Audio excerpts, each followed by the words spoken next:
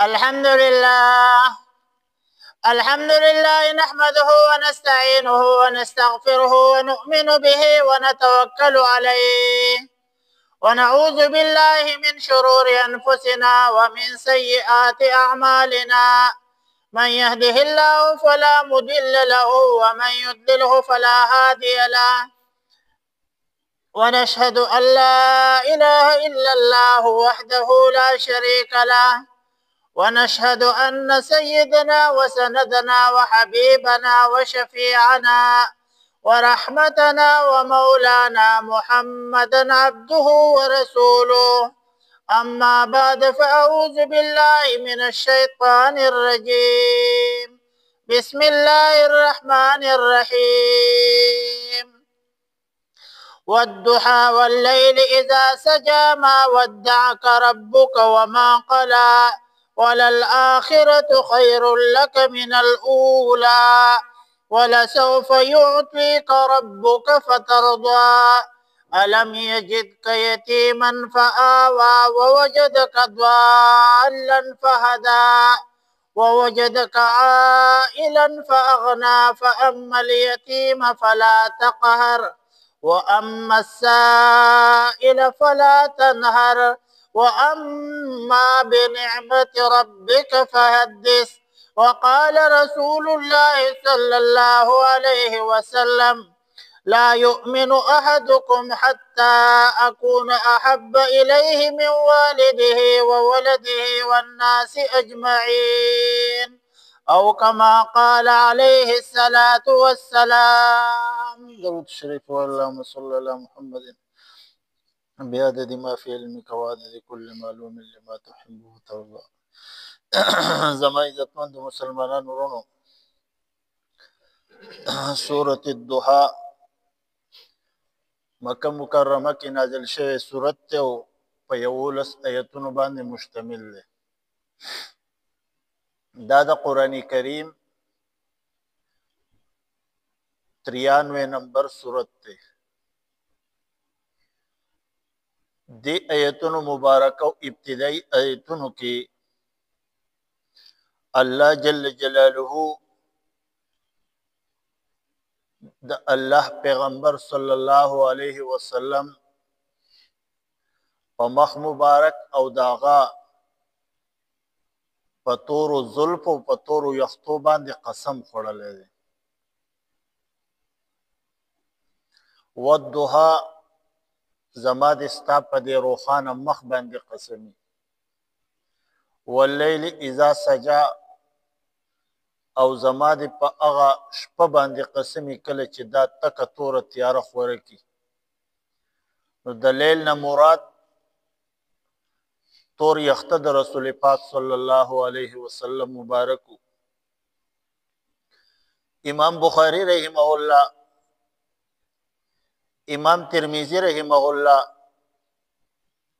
د دې سورت مبارک شان نزول بارکی د جندب بن عبد الله رضی الله عنه روایات نقل کړي. پیغمبر علیہ السلام یو موقع کې د لاس دا مسواک غوته یا دا خچ غوته یو غوته زخمی شو دا غې نه یې نه راوبېده. نبی علیہ السلام غوته طرف ته متوجه شو او ورته وی چې ان انت الا اصبع دمیتی، ان انت الا اصبع دمیتی وفي سبيل الله ما لقيتي. اوس دا شعر نه دی، دا اتفاقا د الله پاک د پیغمبر علیہ السلام د جب مبارک نه راووت الفاظ اتفاقیاتو چې ته یو غوتی ستانه یې نه وبیده، تا ته تکلیف میلاو شو، خو په دې باندې غم نه دی پکار. وفي سبيل الله ما لقيتي، دا خو د الله په لار کې ستانه د یې نه وبیده، غم او فکر ولیکي. اوس چې کله پیغمبر علیہ السلام دا الفاظ اوی، جبریل یمین د څو ورځو نه لیټ شو، وحی نه راتله. مشرکین مکه مختلف پیغورونه مختلف تعنی او مختلف پروپیګانډي هغوی شروع کړي چې پیغمبر علیه السلام نه خپل رب خفه شوی دی او خپل رب پرېښودی دی. الله پاک پسې ایتونه نازل کړه ما ودعک ربک وما قلی. ته د خپل رب پرېښی نه او نه رب ستانه ناراضه دی. او د مشرکین مکه په دې خبرو خفه کېږم او دغه پیغور چې چا به نبی علیه السلام له پیغور او طعنې ورکولې په هغې کې د نبی علیه السلام د تره لورم وه ام جمیل د ابولهب ښځه هغه هم په دغه پیغور والا کې شامل وه. دې وجې نه د سورت قلم اخري ایتونه عربو کې مشرکین مکه خو هسې هم د نبی علیه السلام مخالف وو د هغه په قتلو او وجلو باندې سر په نه وه کړی هغه ته ایذا او تکلیف رسولو باندې پروا نه کوله خو په څه طریقه به نبی علیه السلام خفه کولو هغې دپاره به مختلفې منصوبې جوړولې. مکه مکرمه کې یو کس و د هغه به ډېر تیز نظر لګېدو او اکثر به چې د چا څاروو ته اوښانو ته یا ګډو بیزو ته قار کېدو نو هغه سړي له به یې سلالچ ورکو نظرباز ده او هغه به یې ورله راوستو او هغه ته به یې وي د پلانکي دا اوښان د نظره که د پلانکي دا ګډې بیزې د نظره که چې به د نظره کړې هغه به په اخور کې بیا مړې پرتې وي. دومره تیز نظر یې ونو ولې زما ستا د علاقه کې نشته څه ښځو کې شتې سړو کې شتې خپلو کې شتې پردو کې شتې ګاونډیانو کې شتې دوستانو کې شتې نظر خو د هر چا لګي خو د دې بعضې سپیره ډېر تیز لګي په ټک تېړی سپینه خېټه دیړی ټیک ده د وجود نه دې خلاصوي د مال نه دې خلاصوي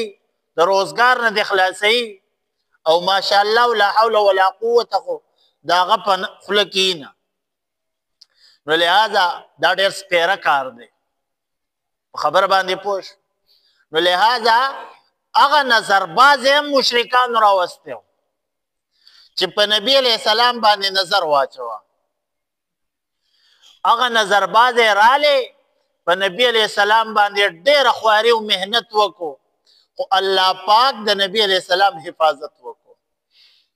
او دې وجې نه حسن بصري رحمه الله فرمایي او د قرآن د آیت خلاصه هم دا ده وَإِن يَكَادُ الَّذِينَ كَفَرُوا لَيُزْلِقُونَكَ بِأَبْصَارِهِمْ نږدې ده چې بعضې کافرانو کې هغه دي چې دا تا ته ډېر په غضبناک او تیرچي نظر سره په کږه سترګه درته ګوري لما سمعوا الذکر دوی چې کله ستا وینا اوري او دوی څه وایي دوی وایي دا لیونی دی نو په نبی علیه السلام باندې مشرکین مکه نظرباز یې هم استعمال کړي لکه دغه لارې هم نه وه پرېښې هسې اندازه ولګوئ چې یو سړی نظر اچوي او په هغه سړي باندې هم دوی خواري کړې ده او لالچ یې ورکړی او په پیغمبر علیه السلام باندې د نظر اچولو دپاره هغوی دغه منصوبه هم اختیار کړې ده چې دوی به نورې کمې کمې ټوټکې نه استعمال کړي بس هغوی پیغمبر علیه السلام ته په تکلیف رسولو کې داسې کار نه و پرېښی چې د هغوی نه پاتې و. حسن بصري رحمه الله فرمایي چې کم انسان د نظره شو یا د کم سپیره انسان نظر لګي او تا ته پته ولګېده نر دی که ښځه ده نو د قرآن کریم د آیت د اوه کرته وایې الله پاک په دې د دغه نظرباز د نظر نه بچ ساتي پیغمبر علیه السلام الله پاک بچ ساتلی و نو هغه برکت دی آیت مبارکه کې الله تعالی پرېښودی دی دې کې اچولی دی چې کم نظرباز انسان دی کم انسان د نظره شو دی دا آیتونه مبارکه وایي دا دې په ځان لولي دا دې په ځان چوپ کوي دې سره به الله پاک د هغه سپیره نظر نه بچ ساتي ولسوف یعطیک ربک فترضا او عن قریب ستا رب تعالی دومره درکي چې ته به پې خوشحاله یې. نبی علیہ السلام ته رب العالمین فرمای ولسوف یعطیک ربک فترضا، رب تعالی دومره درکي نعمتونه چې ته به پې خوشحاله یې. او هغه نعمتونه یې ټاکلي نه دي، معلوم نه دي، هغه متعین هم نه دي. اوس هغه نعمتونه د دنیا نعمتونه هم دي او د آخرت هم دي. دنیا کې هغه نعمتونه سو نبی علیہ السلام دا ارمانو چې په دنیا کې د دین بولبالای، د اسلام ترقی، د اسلام پیغام کور کور ته ورسی، خلق د الله او د الله د رسول تابعدار شي. دا د نبی علیہ السلام غټ ارمانو، او دای ارمانو چې زما دا امتی رب له کامیاب ورشي او سترګې اوچتي، سترګې ښکته نه. دا د نبی علیہ السلام غټ ارمانو او دا ارمان یې ځان سره وړی دی. دی وجې نه حدیث پاک کې راځي نبی علیہ السلام چې کله دا آیت نازل شو ولسوف یعطیک ربک فترضا، حدیث پاک کې راځي چې اذن لا ارضا وواحد من امتی فی النار. نبی علیہ السلام او فرمایل ربا که زما یو امتیم په جهنم کې وګوره زه به خوشحاله نه یم، بیا به زه راضي نه یم، زما یو امتیم جهنم ته لاړې. حضرت علی رضی الله عنه فرمایي او روایت کې راځي د حضرت علی رضی الله عنه چې کله یو موقع کې نبی علیہ السلام او فرمایل الله پاک زما شفارس زما د امت په حق کې قبول کړی دی، تر دې پورې چې الله جل جلاله به د قیامت په ورځ ماته او فرمایي چې رضیت یا محمد، نو زه به ورته ویم چې رضیتو ای الله زه خوشحاله یم، یا ربي رضیتو ای الله زه خوشحاله. نو په دې باندې امتی له فخر پکار دی چې پیغمبر علیہ السلام زمونږ د پاره څومره سخت څومره تکلیفونه تیر کړي. دیو جن یو روایت کې راځي عمر ابن العاص رضی الله عنه فرمایي نبی علیہ السلام د قرآن کریم دا آیت ولوستو فمن تبعنی فانه منی ومن عصانی فانک غفور رحیم. دا د ابراهیم علیہ السلام متعلق. ابراهیم علیہ السلام رب توی ربا چا چې زما تابعداري کوله هغه زما دی، څوک چې زما نافرمانی کوي فانک غفور رحیم، تا خوا بخون کې مهربان یې، که رحم پې کې او که عذاب ورکې. او بیا بل آیت ولوستو ان تعذبهم فانهم عبادک، دا د عیسی علیہ السلام مطابق. عیسی علیہ السلام رب ته وی ربا کته زما امتیانو له عذاب ورکې ستا بندګان دي، او که بخنه ورته کې ته غفور رحیم. وای نبی علیہ السلام لاس پورته کړه، لاس یې اوچت کړه او سوال شروع کړ چې اللهم امتی امتی. وای نبی علیہ السلام په دې الفاظو نه پس دومره وجړل چې جبرئیل امین رالی او الله پاک سره د علم په علم کې وا جبرئیل امین راولې کو لاړ شه محمد رسول الله صلی الله علیه وسلم ته وایا چې ولې جاړي، او ورته وایي چې زه د خپل امت باره کې د رب نه مغفرت غواړم چې زما د امت ته الله پاک بخشش او بخنه وکړي. نو جبرئیل امین لاړې واپس رب العالمین راولې وای لاړ شه او پیغمبر علیہ السلام ته وایا چې زه به تا د خپل امت باره کې خفه کوم نه، اخوا جاړم او زه به د امت باره کې نه مایوسه کوم، ستا د امت سره به زه انتهایی د نرمۍ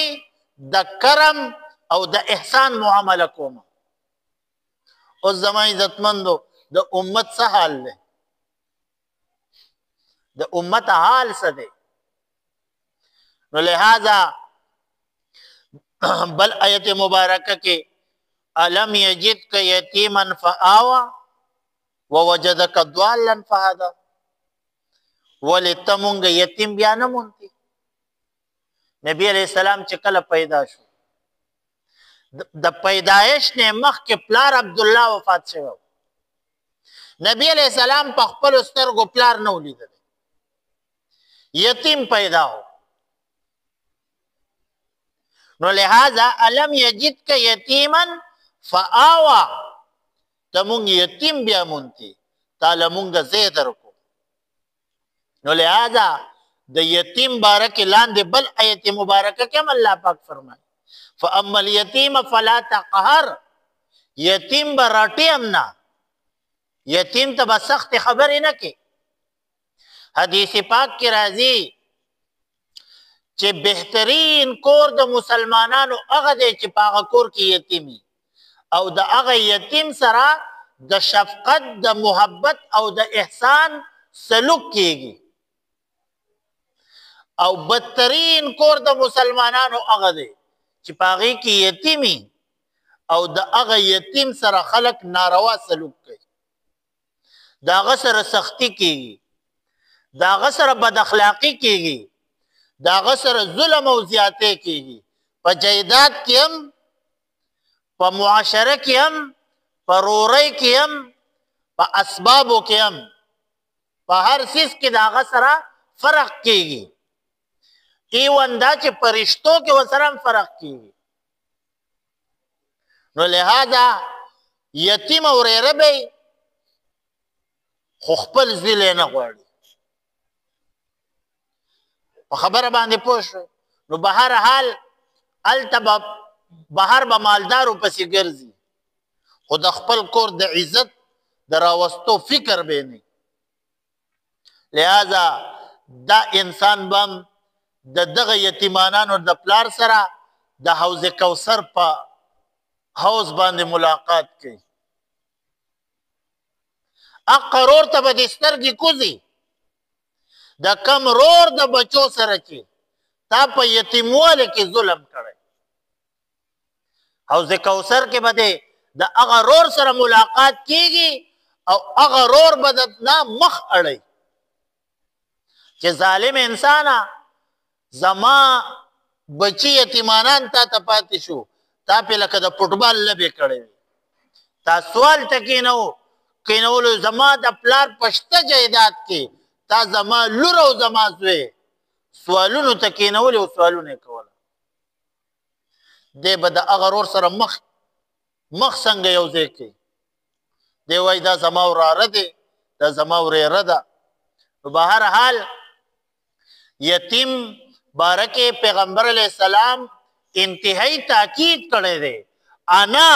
وکافل الیتیم هکذا فی الجنه داسې دا دوه ګوتې اوچتې کړي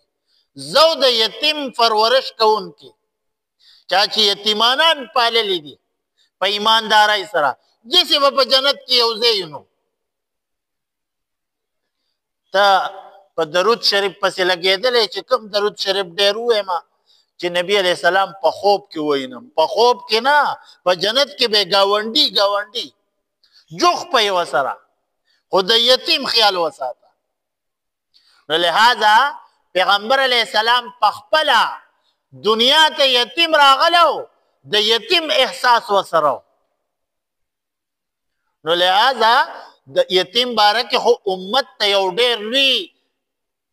تعلیمات دي چې د یتیم به خیال ساتي د یتیم به غم کې د یتیم به فکر کې او یتیم وای هغه ته چې پلار وفات شي او زوی ته بچی ته هلک یا جینۍ لور یا زوی ته نابالغه پاتې شي دغه نابالغه لور او دغه نابالغه زوی د مړ انسان چې نارینه دی دا یتیمانان دي شرعي یتیمانان دي حالانکه موږ په پښتو کې عادت دی د چا چې مور مړه شي وایي دا یتیمانان دي یتیم نه دی په څاروو کې چې د کم څاروي مور مړه شي نو دغه بچي ته پاتې شي دا یتیمانان دي خو په انسانانو کې چې پلار مړ شي او بچي ته نابالغه پاتې شي دغه نابالغه بچي بس یتیمانان نو لہذا د یتیم باره کې د امت ته ډېر لوی تعلیم دی. ووجدک ضالا فهدا ووجدک عائلا فاغنا فاما اليتیم فلا تقهر واما السائل فلا تنهر. دقه شانته کې سائل سوالګره اکدل راله نو سوالګره بم نه رټي. سوالګره که په هر شکل کې دی، که نر دی که ښځه ده، نارینه دي که زنانه دي، په هر شکل کې که دله رالی نو دا به رټې نه، ښه په نرمۍ سره چې څومره وستې کېږي وله ورکړه، وستې نه کېږي نو ښکلې خبره ورته وکړه. دقه شانته کې واما السائله فلا تنهر، په دې کې علمي مسله ده نه چا تپوس وکړو، علمي سوال یې دنه وکړو، علمي تحقیق دنه غواړي، علمي پویه دنه غواړي. سړی ناپویه دی هغه دنه د مسلې تپوس وکړو. فلا تقهر هغه به هم نه رټي، سخت الفاظو سره به جواب نه ورکړي. په سخت لهجې د استعمالولو نه منع راغلی ده. چا دنه د شرعي مسلې تپوس وکړو تندی به ورته نه ترېوي، ښکلی جواب په اسانه طریقه هغه به وله ورکړي. خو موقع و محل ته به هم ګوري، موقع محل ته به ګوري. نو لہذا که چا دنه مالی سوال کو، مالی سوالګری به هم نه رټي، علمي تپوس یې دنه کو هغه به هم نه رټي. دقه رنګ یو سړي ته لار نه ده معلومه، د یو سړي کور نه ورته نه دی معلوم، یو ځای ناشنا دی یو سړی او هغه ستا نه ځان پویه کول غواړي، لاره ګودره ځان ته نیغول غواړي، ستا نه یې تپوس وکړو فلا تقهر، رټې مه، لاره ورته سیده که، ځای ورته وښیه. دا سړی میلمه دی، دا د دې علاقې سره اشنا نه دی. نو واما السائل فلا تنهر، سوالګری به نه رټي. اوس دا مې یو سوالګری دی، ستا نه یې سوال وکړو، ستا نه تپوس کوي، ستا نه ځان پویه کوي، نو ده ته سیده لار وښیه، اراعة الطریق ورته وښیه. بهتره دا ده چې ایصال للمطلوب یې کې د لاس یې ونیسې او هغه ځای ته یې ورسې. خو که دا نشي کولی اراعة الطریق ورته وکړه، لاره ورته سمه کړه چې په دې لار لاړ شه. د دې وجې نه زمونږ پښتنو کې دا انتهایي غلطي ده، دا خامۍ پکې شته، چاته لاره نه ښیي، چاته لاره نه سموي، بس په منډه دی. پنجابي نه تپوس وکړي او وایي مخکې به لاړ شي، آگے جاؤ چوک آئے گا، لیفٹ کرو، پھر لیفٹ آگے جاؤ، پھر رائٹ کرو، ادھر پہنچ گئے کسی سے پوچھ لیں. اخوا د چا نه تپوس وکړه. زمونږ پښتانه به راته دا چل وکړي نو ته به چې خدایه پاکه دا یې څه د سمسیرې د مارماهۍ پېښې راته وکړې نو بس ایسته به درنه دانګي. نو لہذا دا زمونږ د اسلام یو ښکلې طریقه ده. یو انسان دی نه پوهېږي، لار ورته نه معلوماته، لاره سمه فاما اليتیم فلا تقهر واما السائل فلا تنهر واما بنعمت ربک فحدث. دی آیت مبارکه کی نبی علیہ السلام تا تعلیم دی او تعلیم دا دی واما السائل واما بنعمت ربک فحدث، چې اے نبی علیہ السلام د الله پاک د نعمتونو تذکره مخلوق ته وکړه. مخلوق ته د الله پاک د نعمتونو چې الله پاک په بندگانو انتهایی خپل نعمتونه کړي او خلقو ته د الله نعمتونه بیانول، دا د الله پاک د نعمت شکر ادا کول دي. خلقو ته د الله د نعمتونو تذکره کوي، دا در باندې د الله نعمت ته، دام د الله نعمت ته، دام د الله نعمت ته، د دې تذکره خلقو ته کول، دا د الله شکر ته ادا کی او د هر نعمت شکر ادا کول واجب دي. دا هر نعمت په شکر ادا کې او دا شکر ادا کول د دغه نعمت دا واجب دي. نو د مال شکر دا دی، مال د الله نعمت دی، دا د الله درکړی، د دې شکر ادا کول دا دی چې ته په اخلاص سره او په صدق دل سره د زړه په صداقت سره د الله په لار کې د هغې نه خرچ کې، دا تا د خپل مال نعمت شکر ادا کو. دغه رنګې بدن د الله پاک لوی نعمت دی، د دې نعمت شکر ادا کول واجب دي. اوس د دې نعمت په شکر څنګه ادا کې؟ الله پاک چې پتا کم واجبات مقرر کړي دي په دې بدن باندې با د الله پاک هغه واجبات ادا کې، نو که ادا دې کړل نو تا د بدن شکر ادا کو. بدن د الله نعمتو د هغه نعمت ته شکر ادا کو. دغه شانته کې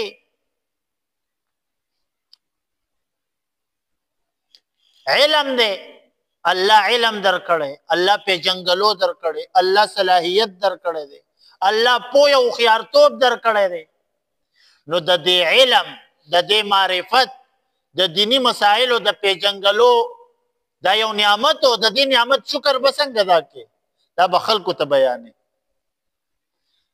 الله د دینی مسائلو علم درکړی، دا خلکو ته بیان کا،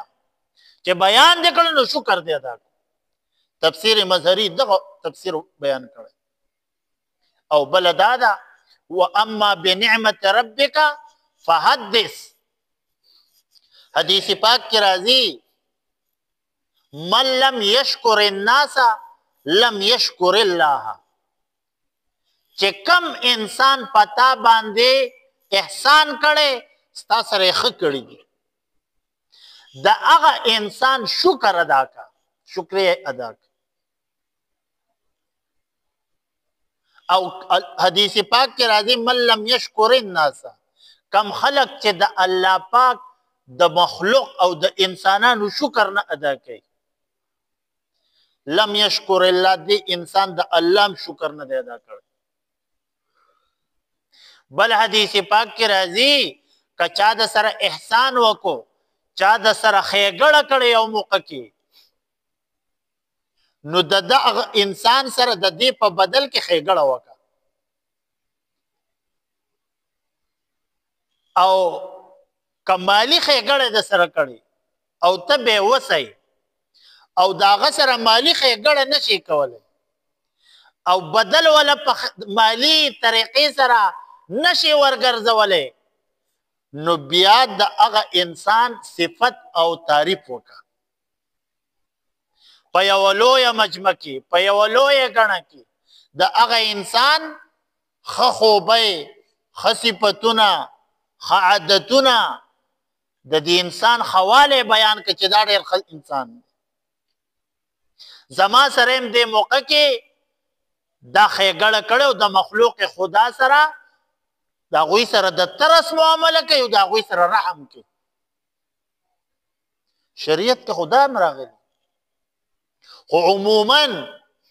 نن عادت دا جوړ شوی د کم انسان سره چې د احسان او ښه وکړه نو بدو ته ټینګ شوسو. نن په پښتون معاشره کې د انسان سره ښه وکړه او بیا ځان له نور دشمن کتو ته ضرورت نشته. دغه ښه د دشمنۍ دپاره پوره دي. ګاونډي له، رشته دار له، عام ملګري له، بل دوست له، هغه له قرض ورکړه، احسان دې ورسره وکړو، اوس شرمېږه،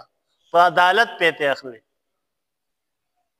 رشتې پکې ختمې، ښځې پکې طلاق شوې، ګاونډتوب پکې ختم شو، تربورولي پکې ختمه، غم خادۍ لاړې، دا په قرض باندې. نو لہذا احسان او ښېګړه دې ورسره وکړو، نو هغه احسان د هغې بدل ورکړه. بعد انسان هغه که د هغه اثر خو احساس دی، د انسان ما سره ښېګړه کړې او کوي را سره، دا زما خیرخوا دی، دی په هره موقع کې زما مرسته کوي، زما سره مالی، زما سره جانی، زما خدمت، زه پې هر قسم ذمہواری وررتم مال هر قسم قربانی کړی ده او کوي راله د هغه انسان چې صفت ته نه کې د هغه انسان ښېګړه نه بیانې د هغه انسان احسان نه مني ته انتهایی نمک حرام او ناشکر انسان بهر معاشره کې به راته خلک وایي چې دا چمچه ده دا د پلانکي سره کینی پاسې ناسته پاسته ده دا د هغه صفت کوي دا بیوقوف انسان د شریعت د مسلې نه دی خبر چې دا کم انسان د ده سره دا دومره خیالي ساتي عزت ورکوي په هغه خفه کېږي د هغه پسې بیک سایډ باندې ښېګړې پرتې دي احسانات پراته دي هغه د ده سره انتهایي رحمدلي کوي نو لہذا هغه ښې په سترګو کې پراته دي احسانات په سترګو کې پراته دي ځکه د هغه انسان صفت هم کوي او په هغه باندې د هغه سره اوږه په اوږه هم ولاړ دی او د هغه په شیشه دفاع هم کوي نو لہذا دا مونږ ته خپل اسلام خپل دین او خپل شریعت دا ښکلې طریقې ښودلې دي نو دې وجې نه اخري خبره کوو یو بانډیسی رالی پیغمبر علیه السلام له ورته فرمایي یا رسول الله 3 کارونه داسې عجیبه غونته کې دي نبی علیه السلام ورته فرمایي څنګه وایي چې یو دا خبره کې مونږ ته وایي چې د پلار نیکه دا دین پرېږدوئ او زما دا دین اختیار کړئ نو څوک د ابۍ دا دین پرېږدي د پلار نیکه ښه وایي دویمه خبره تاسو دا خبره کوئ چې عرب او عجم به زمونږ غلامان او دا فارس په پته کېږي روم په پته کېږي تا زما ذهن دا خبرې نه مني او درېیمه خبره وایه وایي درېیمه خبره دا ده تاسو وایئ چې انسان به مري دا به خاورې کېږي نو د اوسه پورې خو ما هېڅوک ونه لیده چې مړ دی واپس راغلی دی ختم شو بس نبی علیه السلام ورته وفرمایل د الله په نوم مې دې قسمي چې کله ورځ د قیامت شي که نه زه به د دې لاس نه ونیسمه او زه به یې درته په حقه ورځ رایاد کړم چې داسې دې اوس نبی علیه السلام د دنیا نه پرده وکړه نه اسلام دومره غلبه وکړه چې فتح د مکې وشو دړادل خلک اسلام ته راننوتو عرب راله اسلام ته دی رالی خو بیا یې هم نه منله نبی علیه السلام وفات شو د ابوبکر صدیق رضی الله عنه زمانه راله یرموک غزا وشوه جهادونه کېده علاقې فتح کېدې اسلام خور شو ابوبکر وفات هم شو د بیا هم نه منله د عمر رضی الله عنه دور رالی دور فاروقي رالی هجرت یې وکړو ایمان راوړو مسلمان شو وایي دوه مې په سترګو ولیده عرب ټول اسلام له راله ټیک ده دویم روم هم فتح ایران هم ټوټې ټوټې قادسیې جنګ هم وګټلی شو د یو څیز انتظار کوم چې نبی علیه السلام د مرګ نه پس دوباره ژوند او انسان به خاورې کېږي حضرت عمر رضی الله عنه به د دې کس خواله جمعه په جمعه یا میاشت کې یو ځل تلو ملاقات له او خلکو ته به یې وی دا هغه خوش قسمته انسان دی باندې چې د قیامت په ورځ به د الله پیغمبر د دې سړي لاس نیسي او چې د لاس نه یې ونیو ایمان خو یې راوړی که نه وایي دی به اول جنت ته ننباسي دا پوخ جنتي انسان دی نو به هر حال راځئ چې د اسلام د دین دغه واګې راټینګې کړو د خپل پاک پیغمبر صلی الله علیه وسلم کامله اتباع اختیار کړو د ختم نبوت دفاع وکړو په دې کلک ودرېږو د خپل پاک پیغمبر صفات د خپل رب صفات د خپل رب احسانات د دې بولبالا وکړو امت ته ورسو په خپل هم د دې اهتمام وکړو نورو خلکو ته هم کوشش وکړو چې ورسو الله تعالی دې عمل کولو توفیق نصیب کړي الحمدلله رب العالمین والعاقبة للمتقین والصلاة والسلام علی خیر خلقه محمد و آله و اصحابه اجمعین بیماران د پاره دعا وکړه الله تعالی جمله بیماران له صحت ورکړي څومره مردگان د اسلام وفات دي الله دې مغفرت تامه نصیب کړي مسعود زمونږ د گاوان کې نوجوان لکو او بیماری هم ډیره زیاته کړې وه الله تعالی دې مغفرت تامه نصیب کړي درجات علی دې الله تعالی نصیب کړي بے ضرر انسان او یو مجذوب الله تعالی دې کامل بخښنه نصیب کړي قبر دې الله تعالی د نور نه ډک کړي لا زوال نعمتونه دې الله تعالی نصیب وګرځولې کړي دې فضل د نیکه وفات شو الله تعالی دا غویم مغفرت نصیب کړي درجات یې علی دی الله تعالی بلند کړي پسماندگانو دی الله تعالی د زړه صبر ورکړي د خیر او د رحمت باران په قدر د حاجت را نازل کړي د خیر او د رحمت باران په قدر د حاجت را نازل کړي د خیر او د رحمت باران په قدر د حاجت را نازل کړي زموږ د دې ملک حفاظت وکړي د حرمین شریفین حفاظت وکړي پوره مسافر مددگار شي مسافر په حال باندې رحم وکړي نوجوانانو ته سیده صراط مستقیم لار متعینه کی کریم مولا په سیده لار راوستلې کی د نشو تماشو نه په امن و امان کې وساتي ربنا اتنا فی الدنیا